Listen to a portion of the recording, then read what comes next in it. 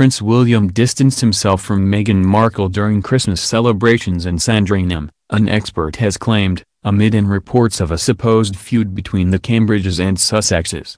Meghan and Kate, the Duchess of Cambridge, were all smiles during Christmas celebrations at the Queen's Sandringham estate. Putting any alleged differences aside, the pair were pictured chatting and laughing as they headed to the St. Mary Magdalene Church in Sandringham for a morning service. However, royal fans were noticed that William and Meghan quite distant, as the pair did not exchange words or glances at each other. As the royals left the church, Meghan was seen turning to her right to face William, but instead he turned away to his left, fiddling with his scarf.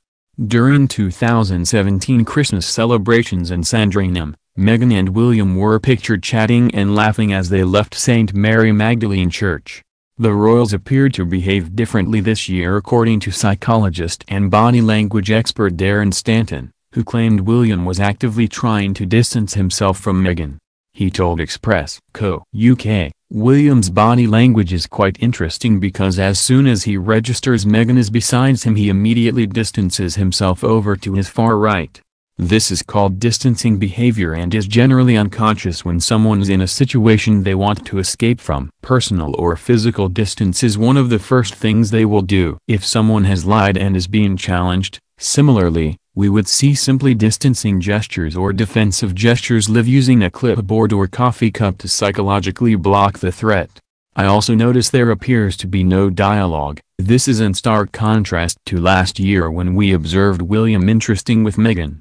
There is clearly an issue, as William was probably upset with Meghan if the rumors are true about Meghan and Kate having a feud." Social media users were quick to respond to the feud speculations, with many insisting Meghan and William were on sour terms. One user said, "So sad that before Harry was married, three of them could act goofy to each other. Now they don't." Another said, "I don't know. It is just sad to see diversion between them. They have always had each other's back." One added, "Look, William being super obsessed with his scarf." This comes after Meghan and Harry announced plans to move out of Kensington Palace to Frogmore Cottage in Windsor. However, the royals were said to have put their differences aside during Christmas celebrations in Sandringham, following the Queen's orders.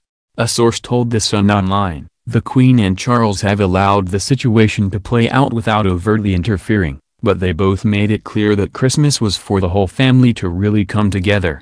That meant the two couples walking into church together as the Fab Four, just like they had last year. Yes, it was awkward and uncomfortable given what's gone on over the past 12 months. But the alternative of even more negativity on Christmas Day wasn't worth thinking about. If you keep up to date with the royal family and their day-to-day lives, you might be aware that Meghan Markle and Prince Harry are expecting their first child in spring of this year.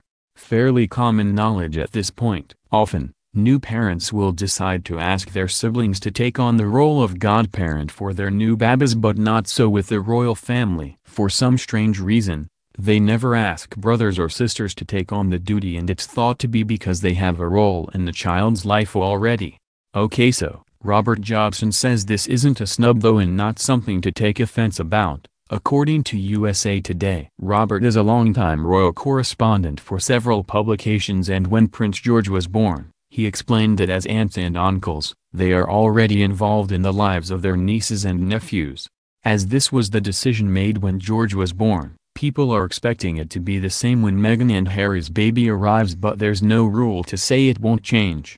Zara Tindall, Harry and William's cousin, is one of Princess Charlotte's godparents, so sometimes, family members make the cut. It is tradition to have more than one set of godparents too, so it will be interesting to see who is on the list when the little one arrives. Although Kensington Palace has said the baby is due in spring 2019, people have been trying to work out her exact due date, and you can read more on that here. The Duchess of Sussex attended her first royal engagement of the year yesterday, and she was absolutely glowing, as you'll see from the latest snaps.